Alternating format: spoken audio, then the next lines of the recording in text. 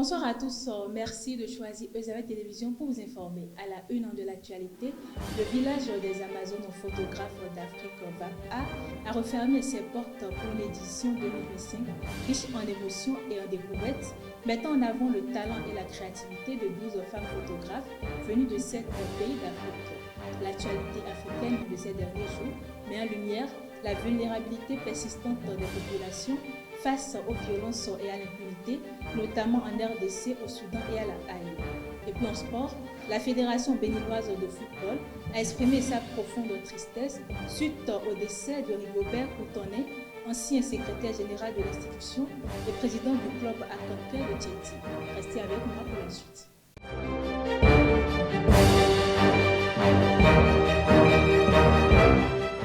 Bonsoir chers internautes, le village des Amazones photographes d'Afrique VAPA a refermé ses portes sur une édition 2025 riche en émotions et en découvertes.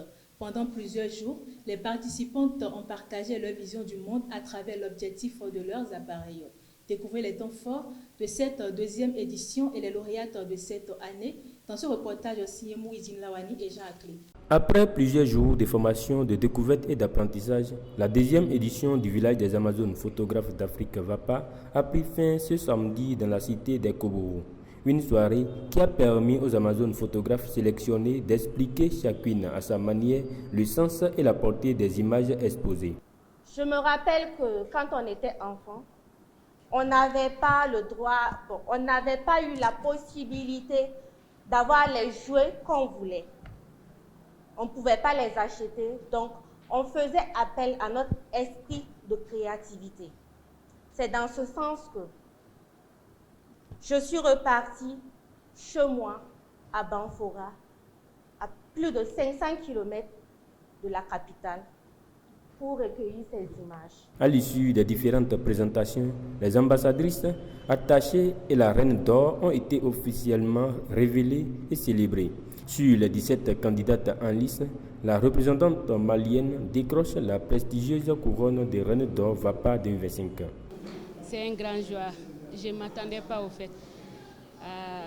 Je dis vraiment merci aux organisateurs et bonne continuation. Présente pour l'occasion, la marraine de l'événement a exprimé toute sa joie et sa fierté d'accompagner une initiative qu'elle juge profondément révélatrice et porteuse pour les talents féminins du continent. C'est avec bonheur que j'ai suivi le clap de fin de cet événement et je suis vraiment très heureuse parce que cet événement a permis l'éclosion des talents féminins, ces Amazones photographes du Bénin et d'Afrique dont les œuvres sont d'une grande sensibilité et qui rappellent l'importance de toujours croire à la créativité d'un enfant, de le suivre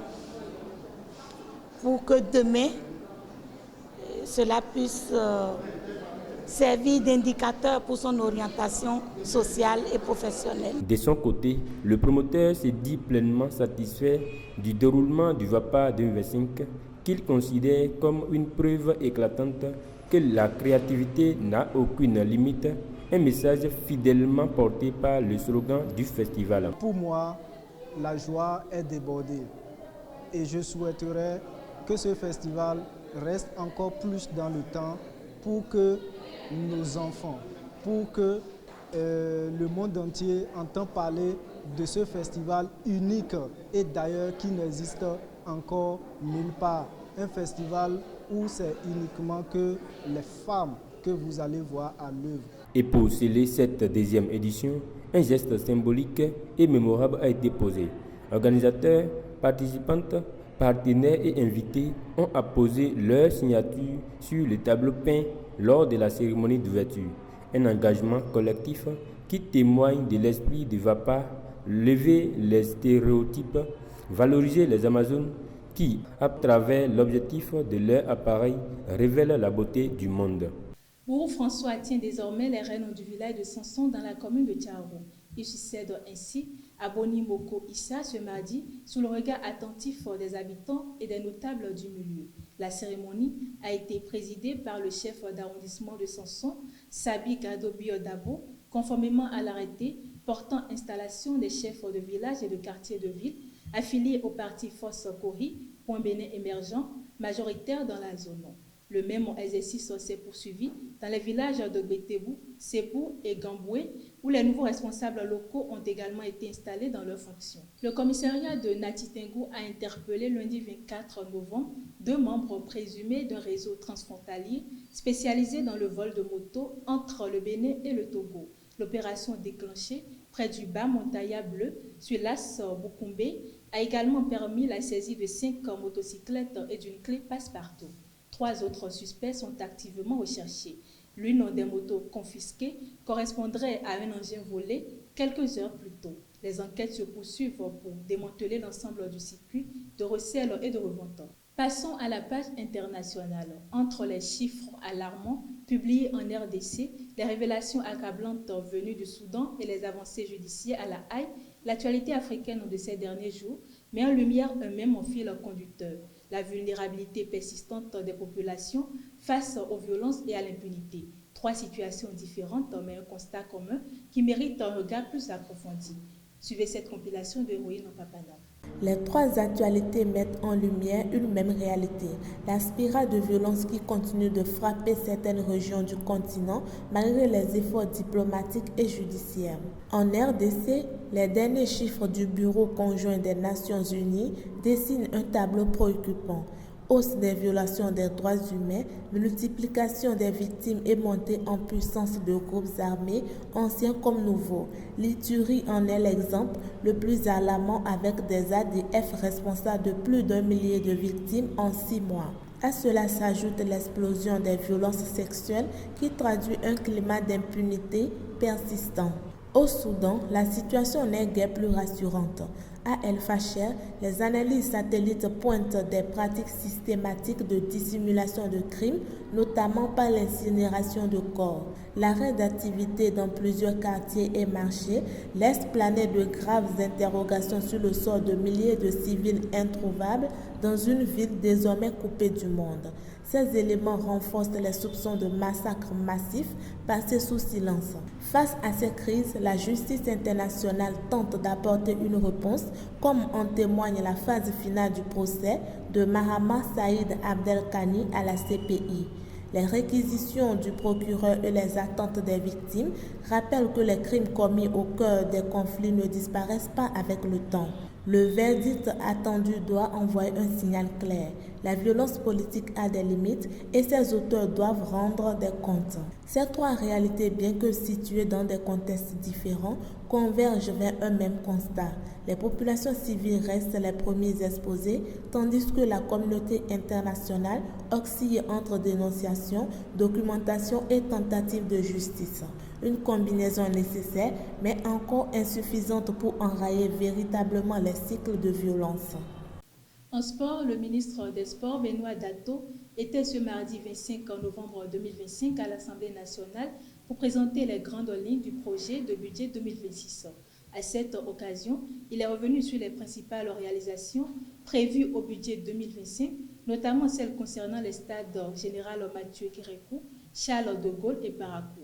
Il a aussi dévoilé des priorités pour 2026, comme la prise en charge de la préparation et de la participation des sélections nationales aux compétitions internationales majeures, la réalisation des travaux confortatifs dans les stades omnisports, la valorisation et la médiatisation des championnats nationaux, la poursuite de l'organisation des championnats scolaires, l'organisation de la Ligue nationale scolaire, la poursuite de la constitution des sélections scolaires, l'introduction de l'organisation de compétitions amicales entre les classes sportives et autres établissements, l'organisation des Jeux universitaires, l'organisation des regroupements pour les catégories d'âge au niveau des directions techniques nationales, la construction de l'ARENA qui est en phase de passation des marchés, la construction d'une académie de foot féminin dont les travaux sont en cours et en phase de finition. Plusieurs autres priorités ont été énumérées par le ministre Benoît Dato. La Fédération béninoise de football a exprimé sa profonde tristesse suite au décès de Rigobert Koutonnet, ancien secrétaire général de l'institution et président du club à Kanké de Tchéti. La nouvelle, tombée ce mardi 25 novembre, plonge une fois encore le football béninois dans le deuil.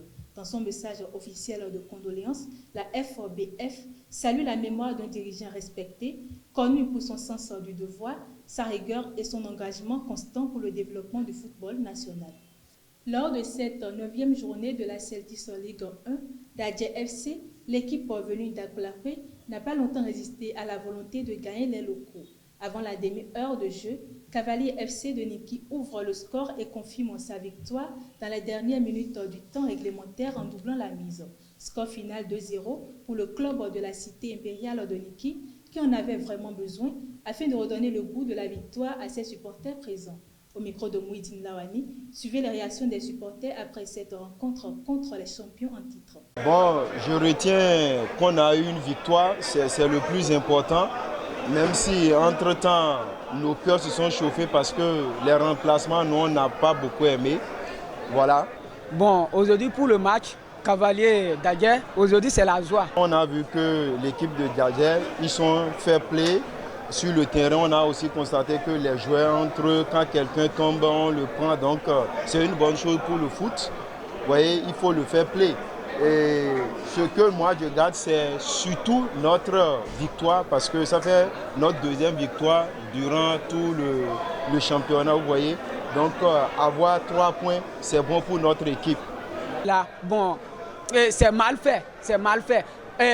L'arbitre central a accordé un penalty, mais par contre, l'assistant, comment on l'appelle, il a dit que ce n'est pas un penalty. Bon, il n'y a pas un VAR qui le prouve, qui montre que ce n'est pas un penalty, mais le joueur a fait l'action.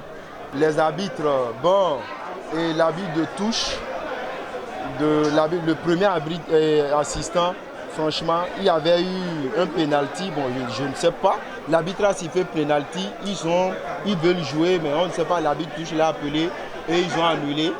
Bon, c'est un peu des pépins du jeu. Sinon, dans l'ensemble, c'est bon, on peut dire que le foot béninois, ça évolue un peu et les arbitres sont en train de faire de bons matchs de temps en temps. Enfin, la commission des arbitres de la CAF a annoncé la liste des arbitres retenus pour offrir les matchs de la Coupe des Nations Maroc 2025. Ils sont au total 13 officiels, dont 28 arbitres centraux, 31 arbitres assistants et 14 arbitres VAR. Parmi ceux-ci, on retrouve 2 acteurs du sifflet béninois. Comme lors de la CAN Côte d'Ivoire 2023, le Bénin sera représenté par l'arbitre central Louis Fougnan-Dandé et l'arbitre assistant Ulrich Eric Aïmavo. Cette désignation témoigne de la reconnaissance du travail rigoureux et du progrès du sifflet béninois depuis quelques années. La 35e édition de la CAN se déroulera du 21 décembre 2025 au 18 janvier 2026. Mesdames et messieurs, c'est tout pour ce très. Merci de m'avoir suivi. À très bientôt.